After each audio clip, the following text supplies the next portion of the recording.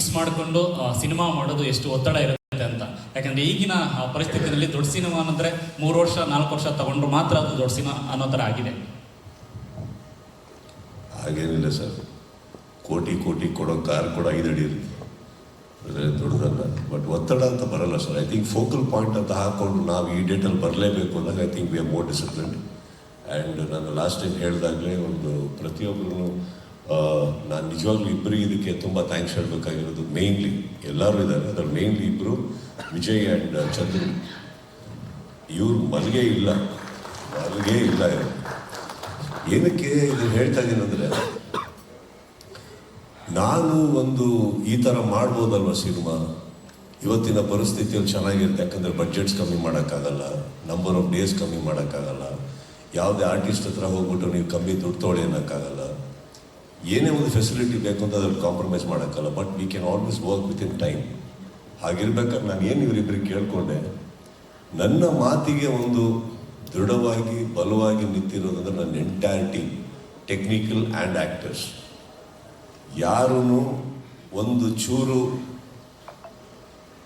ಮನಸ್ಸೊಳಗಡೆನೇ ಇಟ್ಕೊಂಡು ಹೊರಗಡೆನೇ ಇಟ್ಕೊಂಡು ಆಡೋದಲ್ಲ. ಪ್ರತಿಯೊಬ್ಬರು ದಿನ ಬೆಳಗಾದರೆ ಒಂದೇ ಉದ್ದೇಶದಲ್ಲಿ ಹೇಳ್ತಾ ಇದ್ರು. That is the result sir. ನಾನು ಬರೀ ವಾಟ್ ಯು ಸೇ ಒಂದು ಇಂಟೆನ್ಷನಲ್ಲಿ ಹೊರಟೆ ಅಷ್ಟೇ. ಬಟ್ ಸಪೋರ್ಟ್ ಮಾಡಿದ್ದು ಎಲ್ಲ ಇವ್ರು ಕೂಡ ಐ ಥಿಂಕ್. ಆ್ಯಂಡ್ ಡೇಟ್ ಹಾಕೊಳ್ಳೋದ್ರಿಂದ ಆ್ಯಕ್ಚುಲಿ ಪ್ರೆಷರ್ ಅಲ್ಲ sir, it is a challenge. And I think ನಮ್ಮ ಟೀಮ್ ಭಾಳ ಚೆನ್ನಾಗಿ ಎಕ್ಸಿಕ್ಯೂಟ್ ಮಾಡಿದ್ದಾರೆ. ಸರ್ ನಮಸ್ತೆ, ಮಾಲ್ತೇಶ್ ಶೆಟ್ಟಿನ್ ಅಂತ TV ನೇನಿಂದ. ಸರ್ ಈಗ ಸಾರಿ, ಬಟ್ ಹಾಗೆ ಒಂಚೂರು ಕೈ ಎತ್ತಿ ಬಿಡಿ ನಿಮ್ಮ ಕಡೆ. ಸರ್ ಓ ನೀವು ಸರ್ ಈಗ ಡಿಸೆಂಬರ್ ಕನ್ನಡ ಚಿತ್ರೋದ್ಯಮಕ್ಕೆ ಒಂದು ಹಬ್ಬ, ಖಂಡಿತ ಅದನ್ನೆಲ್ಲರೂ ಸೆಲೆಬ್ರೇಟ್ ಮಾಡುವಂತಹ ಖುಷಿಯಲ್ಲಿ ಒಂದು ಕಡೆ ಇದ್ದೀವಿ.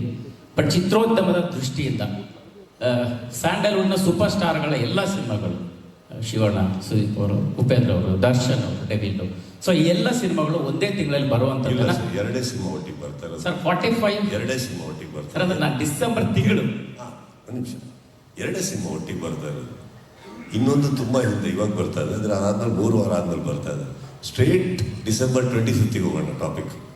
ಸರ್, ಅಂದರೆ ನನ್ನ ಉದ್ದೇಶ ಇಷ್ಟೇ ಸರ್, ಅಂದರೆ ಇಡೀ ಸೂಪರ್ ಸ್ಟಾರ್ಗಳ ಸಿನಿಮಾಗಳನ್ನು ನಾವೆಲ್ಲರೂ ಕೂಡ ಹಿಂದೆಯಿಂದ ಕೂಡ ಅಂದರೆ ತಿಂಗಳಗಟ್ಟಲೆ ಮತ್ತು 25 ದಿನಗಳವರೆಗೂ ಅಟ್ಲೀಸ್ಟ್ ಸೆಲೆಬ್ರೇಷನ್ ಮಾಡುವಂತಹ ಪ್ಲ್ಯಾನ್ಗಳಿತ್ತು, ಆ ಕ್ಯಾಲ್ಕುಲೇಷನ್ಗಳಿತ್ತು. ಈಗ ಅದು ಹೇಗೆ ಚೇಂಜ್ ಆಗಿದೆ ಸ್ಟಾರ್ಗಳ ನಡುವೆ ಮತ್ತು ಸಿನಿಮಾಗಳ ನಡುವೆ ಅನ್ನುವಂಥದ್ದು ಸರ್. ಸಾರಿ, ಪ್ರಶ್ನೆ ಅರ್ಥ ಆಗಿಲ್ಲ ಸರ್. ಅಂದರೆ ಒಂದೇ ತಿಂಗಳಲ್ಲಿ ಎಲ್ಲ ಸೂಪರ್ ಸ್ಟಾರ್ಗಳ ಸಿನಿಮಾಗಳು ಒಟ್ಟಿಗೆ ಬರ್ತಾ ಇರೋದ್ರಿಂದ ನೀವು ಹೇಗೆ ಕನ್ಸಿಡರ್ ಮಾಡ್ತಾ ಇದ್ದೀರಿ ಅನ್ನೋದು ಅಷ್ಟೇ ಸರ್. ಇದೆ ಇವಾಗ ದೀಪಾವಳಿ ಬಂದರೆ ಕರ್ನಾಟಕದಲ್ಲಿ ಎಲ್ಲರ ಮನೆಯಲ್ಲೂ ಹಬ್ಬ ನಡೆಯುತ್ತೆ. ಎಲ್ಲರ ಮನೆಗೂ ಸಾಕಷ್ಟು ತರಕಾರಿ ಸಿಗುತ್ತೆ ಮಾರ್ಕೆಟಲ್ಲಿ, ಹಬ್ಬ ನಡೆಯುತ್ತೆ. ಎಲ್ಲರ ಮನೆಯಲ್ಲೂ ಒಬ್ಬಟ್ಟು ಊಟ. ಯಾವತ್ತೂ ತರಕಾರಿ ಕಮ್ಮಿ ಆಗಿಲ್ಲ, ಅಡುಗೆ ಕಮ್ಮಿ ಆಗಿಲ್ಲ, ಏನೂ ಕಮ್ಮಿ ಆಗಿಲ್ಲ. ಊಟಕ್ಕೆ ಕಮ್ಮಿ ಆಗಲಿಲ್ಲ ಅಂದಮೇಲೆ ಸೀಟ್ಗಳು ಟಿಕೆಟಿಗೆ ಏನಕ್ಕೆ ಸರ್ ಕಮ್ಮಿ ಆಗುತ್ತೆ? ಜನ ಬರ್ತಾರೆ.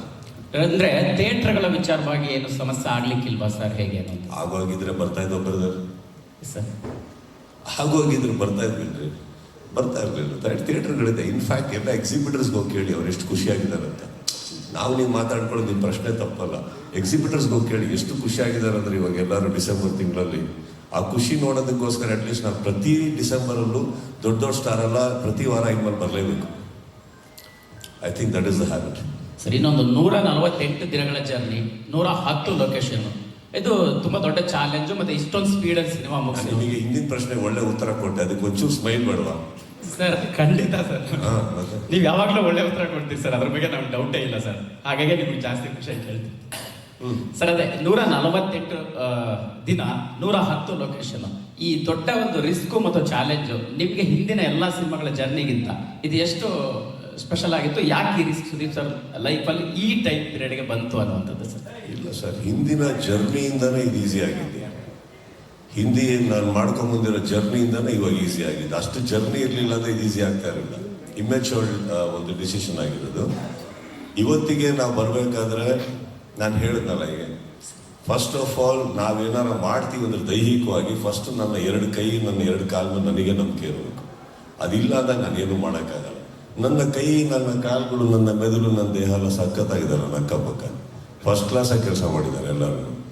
ಆಗಿರ್ಬೇಕಾದ್ರೆ ಇನ್ನೊಂದು ನಂಬರ್ 1, ಇವರು ಮೊದಲನೇ ಸಿನಿಮಾ ಆದರೂ ಕೂಡ ಈಗ 2ನೇ ಸಿನಿಮಾ ಮಾಡೋಷ್ಟರೊಳಗಡೆ ಆ ಮೊದಲನೇ ಸಿನಿಮಾದಲ್ಲೇ ಇವ್ರು ಹೋದಂಥ ಒತ್ತಡ, ಅನುಭವಿಸಿದಂಥ ಕೆಲವು ದಿನಗಳು, I think that made him the second film I think ಒಂದು 10 ಫಿಲ್ಮ್ಸ್ ಎಕ್ಸ್ಪೀರಿಯನ್ಸ್ ಇದೆ ಅವರಿಗೆ.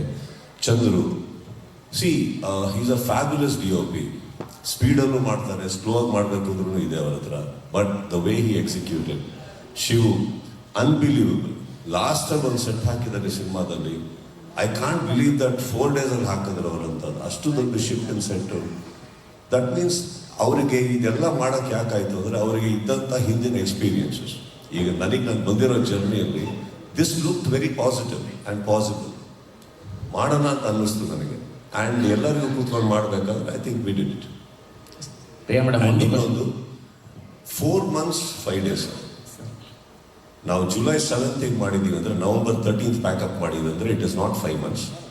4 months 5 days ಒಳಗಡೆ 107 ದಿನ ಕೆಲಸ ಮಾಡಿದ್ದೀವಿ. 166 ಕಾಲ್ ಶೀಟ್, 80-90 ಚಿಲ್ಡ್ರೆ ಸೆಟ್ ಲೊಕೇಶನ್ಸ್ಗೆ ಹೋಗಿದ್ದೀವಿ. ಆಲ್ಮೋಸ್ಟ್ 18-20 ಸೆಟ್ ಹಾಕಿದ್ದೀವಿ. ಇನ್ಫ್ಯಾಕ್ಟ್ ಈ ಫಿಗರ್ ತುಂಬ ಚೆನ್ನಾಗಿರುತ್ತೆ. ಹೋಗ್ತಾ ಇದ್ರೆ ಒಂದು ದೊಡ್ಡದಾಗಿ number of heads, number of this, number and 1 lakh ಜನ ಮೇಲೆ ಕೆಲಸ ಮಾಡಿದ್ದಾರೆ ಸಿನಿಮಾಗೆ ಟೋಟಲಲ್ಲಿ. ಎಲ್ಲ ದೊಡ್ಡದು ಹೋಗ್ಬೇಕಾದ್ರೆ ಎಷ್ಟು ಗಂಟೆಗಳ ಕಾಲ ನಿದ್ದೆ ಮಾಡಿದ್ವಿ ಅಂದ್ರೆ ಹಂಗೆ ಬಂದ್ಬಿಡುತ್ತೆ ಚಿಕ್ಕದು. That is the only thing that happen over here. ಈ ಸ್ಕೂಲಲ್ಲಿ ಹೋದಾಗೆ ನನಗೆ in fact I still remember once, ಬೆಳಗ್ಗೆ ನಾನು 3:30-4 ಗಂಟೆಗೆ ಶೂಟಿಂಗ್ ಮುಗಿಸ್ಕೊಂಡು ಬರ್ತಾ ಇದ್ದೀನಿ. ಬ್ಯಾಗ್ ತೊಗೊಂಡು ಒಳಗಡೆ ಹೋಗ್ತಾ ಇದ್ದೀನಿ. ಒಂದು ಬ್ಯಾಚ್ ಶೂಟಿಂಗ್ ಹೋಗ್ತಾ ಇದೆ. ಅವ್ರದ್ದು ಬೆಳಗ್ಗೆ ಇದೆ ಶೂಟಿಂಗ್ ಅವತ್ತು. So it was like a school. ನಾವು ಬಂದರೆ ಅವ್ರು ಹೋಗೋದು. ಬಟ್ ಅಲ್ಲೇ ಹೇಳ್ತಾರಲ್ಲ, ಅಟ್ ಲೀಸ್ಟ್ ಫ್ಯೂ ಅವರ್ಸ್ ನಮಗೆ ಮಲಗೋದಕ್ಕೆ ಸಿಕ್ತು. But this man and him sir, ಚಿತ್ರದ 2 ನಾಯಕ ನಟರು ಇವರಿಬ್ರು ಸರ್. ಆ್ಯಕ್ಚುಲಿ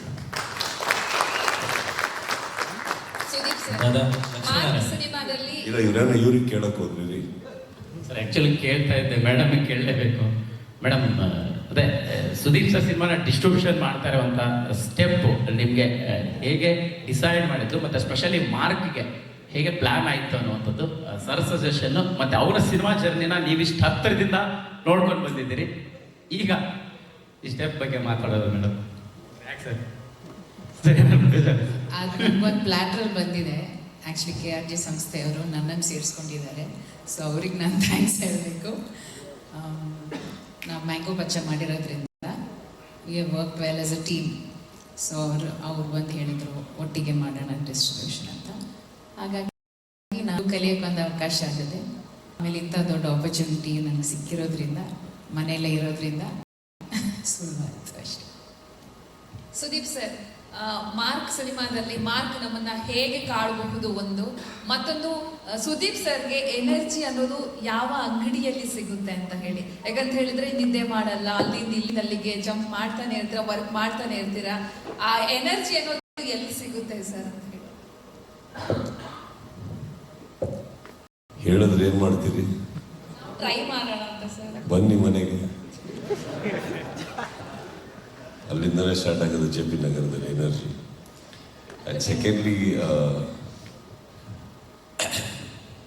ಏನೇನೋ ಕೇಳಿದ್ರಿ, ಮರ್ತೋಯ್ತು. ಮಾರ್ಕ್ ನಮ್ಮನ್ನ ಹೇಗೆ ಕಾಡಬಹುದು ಅಂತ, ಎಲ್ಲಾ ಸಿನಿಮಾಗಳಿಗೆ ಹೇಗೆ ಭಿನ್ನವಾಗಿ ನಿಲ್ತಾನೆ? ಸಿ, ಒಂದು ಸಿನಿಮಾನ ಮಾಡಿದಾಗ ಪ್ರತಿ ಸಲ ವಿಭಿನ್ನವಾಗಿ ಏನೋ ಕೊಡಬೇಕು. ಹೇಳ್ದೇ ಇಲ್ದಿರೋ ಒಂದು ಕತೆ ಹೇಳಬೇಕು. ಯಾರು ನೋಡ್ದೇ ಇಲ್ದಿರೋದು ಒಂದು ಪ್ರಪಂಚ ನೋಡಬೇಕು ಅಂದರೆ ಯಾರು ಸಿನಿಮಾ ಮಾಡೋಕ್ಕಾಗಲ್ಲ. Cinema is an entertainment mode. How mark ಹೇಗೆ ಹುಟ್ಕೋತು ಅಂತ ಹೇಳಿಬೇಕಾದ್ರೆ ಹೇಳಿಲ್ಬಲ್ಲೆ. ಮಾರ್ಕ್ ಹೇಗೆ ಹುಟ್ಕೋತು ಅಂದರೆ ಮ್ಯಾಕ್ಸ್ ಅನ್ನೋ ಒಂದು ಸಿನಿಮಾ ನಮ್ಗೆ ಇನ್ಸ್ಪೈರ್ ಮಾಡ್ತು ವಾಪಸ್. ಆ್ಯಕ್ಚುಲಿ ಏನೋ ಡಿಸ್ಕಷನ್ ನಾನು ವಿಜಯ್ ಕೂತ್ಕೊಂಡಾಗ ಒಂದು ಕತೆ ಹೇಳ್ತಾರೆ ನನಗೆ. ಆ್ಯಕ್ಚುಲಿ ನನಗೆ ಆ ಕತೆ ಎಷ್ಟು ಲೇಯರ್ಸ್ ಅಂತ ಹೇಳಿದ್ರು ಅಂದರೆ ಇವರು, ನಾನು ಅವಾಗ ಫಸ್ಟ್ ಅಂಬಿಷಿಯಸ್ ಆಗಿ ಅವಾಗ ಮಾತಾಡ್ಬೇಕಾದ್ರೆ ಸರ್ ಇದು ಅದನ್ನೇ ಕಂಟಿನ್ಯೂ ಆಗುತ್ತೆ ಅಂತ. ಆಮೇಲಿಂದ ಹೋಗ್ತಾ ನಮಗೆ it's a very different film, different character arc. ತುಂಬ ಒಂದು ಎನರ್ಜಿ ಪ್ಯಾಕ್ಡ್ ಸಿನಿಮಾ ಅನ್ನಿಸ್ತು. ಆ್ಯಂಡ್ ಎಷ್ಟು ಬೇಗ ಅವ್ರು ಬರ್ಕೊಂಬಂದಿದ್ರು. ಇದರಲ್ಲಿ ನಿಮಗೆ ನಾನು ಹಿಂದಿನ ಅಷ್ಟು ಸಿನಿಮಾಗಳನ್ನ ಕಂಪೇರ್ ಮಾಡ್ಕೊಳಕ್ಕೆ ಹೋದರೆ ನಾನು ಮಾಡದಿರೋಂಥ ಒಂದು ಕ್ಯಾರೆಕ್ಟರ್ ಆರ್ಕ್ ಅಂತ ಹೇಳಬಲ್ಲೆ. ನೀವು ಮ್ಯಾಕ್ಸಿಗೆ ಅಂತಲೇ ಕಂಪೇರ್ ಮಾಡೋಕ್ಕೆ ಹೋದರೆ because it's a same team. I think ಇದೊಂದು ಮ್ಯಾಡ್ನೆಸ್ ಪ್ಯಾಕೇಜ್ ಇದು ಸಿನಿಮಾ. ಆ್ಯಂಡ್ ಲೇಯರ್ಸ್ ತುಂಬ ಇದೆ. ಹಿಂದಿನ ಸಿನಿಮಾಗಳನ್ನ ಒಟ್ಟಿಗೆ ಮಾಡಬೇಕಾದ್ರೆ ಇದು ಒಂದು ಲೊಕೇಶನ್ಗೆ ಸೀಮಿತವಾಗಿತ್ತು, ಒಂದು ಲೇಯರ್ಗೆ ಸೀಮಿತವಾಗಿತ್ತು. ಇದರಲ್ಲಿ ಬಹಳ ಹಂತದಲ್ಲಿ ಕತೆ ಹೇಳ್ಕೊಂಡು ಹೋಗಿದ್ದಾರೆ. ಹೋಗ್ತಾ ಹೋಗ್ತಾ ಅನ್ಫೋಲ್ಡ್ ಜಾಸ್ತಿ ಆಗುತ್ತೆ, ಕ್ಯಾರೆಕ್ಟರ್ಸ್ ಜಾಸ್ತಿ ಇದ್ದಾರೆ, ಟ್ರಾವೆಲಿಂಗ್ ಜಾಸ್ತಿ ಇದೆ, ಟೆಂಪೋ ಜಾಸ್ತಿ ಇದೆ.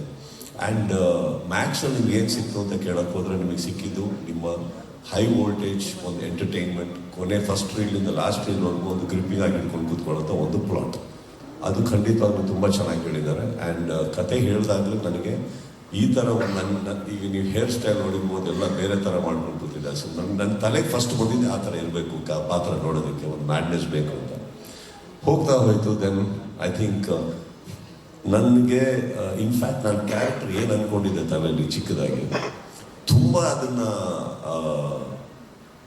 ಆ ಗಿಡಕ್ಕೆ ತುಂಬ ನೀರು ಹಾಕಿದ್ದು ಅನೂಪ್ ಅವರ ಸಾಹಿತ್ಯ. ಯಾವಾಗ ಅವರೊಂದು ಸೈಕೋ ಸೈತಾನ್ ಮೆಂಟಲ್ ಅಂತೆಲ್ಲ ಬರೆದಾಕು ನನಗೆ ತುಂಬ ಕುತ್ಕೊಂಡ್ಬಿಡ್ತು ಕ್ಯಾರೆಕ್ಟರ್ ಒಳಗಡೆ.